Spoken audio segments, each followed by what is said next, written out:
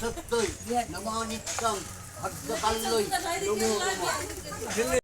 Good morning বন্ধুরা, কেমন আছো তোমরা সবাই? আশা করছি তোমরা সকলেই খুব ভালো আছো। পিয়াস ব্লগে তোমাদের সবাইকে জানাই ওয়েলকাম। তো আজকে হচ্ছে সরস্বতী পুজো। তো সরস্বতী পুজোর দিন দেখো সবাই যে ভোরবেলায় আমাদের এখানে ভোরবেলাতেই পুজো করছে, মানে পরের দিন পুজো করছে। আগের দিন থেকে তো শুনেছিলাম যে রবিবার থেকে বিকেল থেকে না 12টা থেকে কখন থেকে যেন পুজো শুরু হয়েছে, কিন্তু আমরা সেদিন করিনি, আমরা সোমবার দিন সকালবেলা করেছি। এখন বাজে হচ্ছে ঘড়িতে 7টা, আর চারপাশে এত কুয়াশা, তোমরা নিশ্চয়ই দেখতে পাচ্ছ চারপাশে কত কুয়াশা হয়েছে। কুয়াশাগুলো ছেড়েছেও তাও 8:30 9টা বেজে গেছে। ভোরবেলা এই যে সবাই স্নান করেছে, আমার ছেলেকেও স্নান করিয়ে দিয়েছি। তো তারপর ও আর দিশা দিদি দুজনাকে একটা ছবি তুলে দিলাম।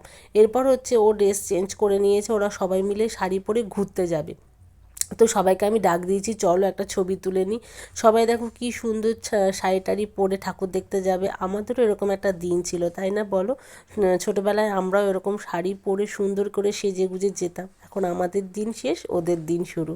তো যাই হোক, দেখো সবাই মিলে টোটোতে বসে পড়েছে। ওরা সবাই এই ধাত্রীগ্রামেই কটা ঠাকুর দেখতে যাবে। আর এই টোটোটা যে দেখতে পাচ্ছ, এটা হচ্ছে দিশার বাবার টোটো।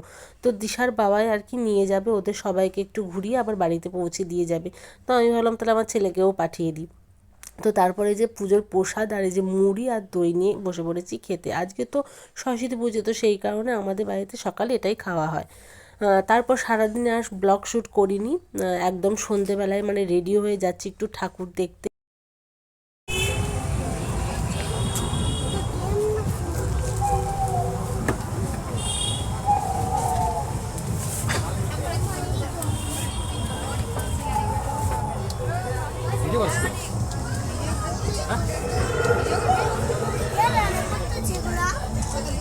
এটা একটা জঙ্গল বাবা, বাঘ আছে।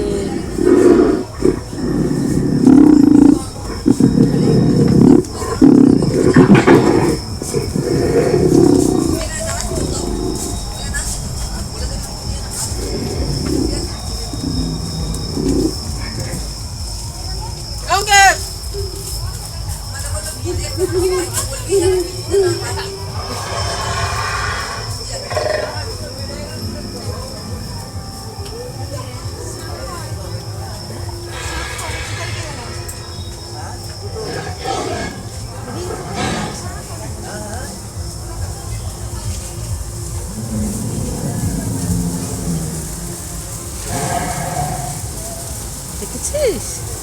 সুন্দর না?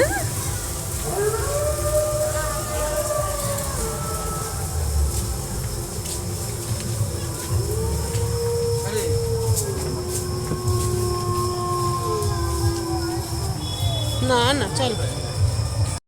তো ওই মানে ওই প্যান্ডেল থেকে বেরিয়ে পড়েছি। আসলে আমার বর ওইখানে আমাদের নামিয়ে দিয়ে বললো তোমরা দুজনে এই ঠাকুরটা দেখে আসো, আমি একটু আসছি। এবার আমি আর আমার ছেলে দুজনাই ঢুকেছি ওই প্যান্ডেলটা। এদিকে ঘুটঘুটে অন্ধকার, তার মধ্যে ওরকম আওয়াজ। আমি তো ভীষণ ভয় কাতুরে, আর আমার ছেলেও ভয় পাচ্ছে। এবার ও বলছে মা আমার না খুব ভয় করছে। এবার আমি তো আর বলতে পারছি না যে বাবা আমারও তো ভয় করছে, আমিও তো ভীষণ ভীতু। তো যাই হোক, কোনোভাবে তাড়াতাড়ি করে ওই প্যান্ডেল থেকে বেরিয়ে এসে পড়েছি। তো দেখো তারপরে এসছি আরেকটা ক্লাবে। তো এই ঠাকুরটা না খুব সুন্দর, মুখটা এত মিষ্টি হয়েছে ঠাকুরটার, বেশ ভালো লাগছিল ঠাকুরের মুখটা দেখতে। আর তাছাড়া এবার ঠাকুরের মুখগুলো এত সুন্দর হয়েছে, প্রত্যেকটা প্রতিমারই মুখগুলো খুব মিষ্টি হয়েছে দেখতে, একটু অন্যরকম। প্রতি বছরই তো একই রকম মুখ হয়, কিন্তু এই বছর আবার দেখলাম মুখগুলো বেশ ইউনিক করেছে, বেশ ভালো লাগছিল ঠাকুরের মুখগুলো দেখতে। তাছাড়া ঠাকুরের মুখ তো এমনিই সুন্দর হয়, তাই না? তো দেখো এই ঠাকুরটা একটু নিত্য নতুন, এটার মুখটাও খুব সুন্দর। আর এই যে দেখতে পাচ্ছ এই প্রতিমাটা এই বছর আমাদের ধাত্রীগ্রামে ফার্স্ট হয়েছে।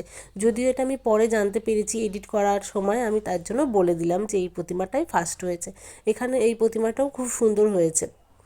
তো তারপর এই যে এইখানে দেখতে পাচ্ছ, এটাতে সেরকম কোনো কিছু করেনি, এই যে এইটাই শুধু করেছে, আর ছোট্ট পাড়া একটা ঠাকুর নিয়ে এসছে ওই যে এখানে। তারপর এখান থেকে বেরিয়ে গেলাম, এবার চলে এসেছি দেখো একটু খাবার দোকানে, মানে রেস্টুরেন্ট থেকে কিছু খাবার নিয়ে বাড়ি চলে যাব। নিয়েছি হচ্ছে একটু মোগলাই আর একটু চাউমিন। তো বাড়ি চলে এসেছি। আজকে বেশি ঘুরিনি, মানে এই আমাদের ধাত্রীগ্রামটুকু যে কটা ঠাকুর হয়েছে সেটুকু ঠাকুরই দেখে চলে এসেছি। কালকে যাব, কাল না। তো আজকের মতো ব্লগটা এই পর্যন্তই, দেখা হবে কালকে। বাই।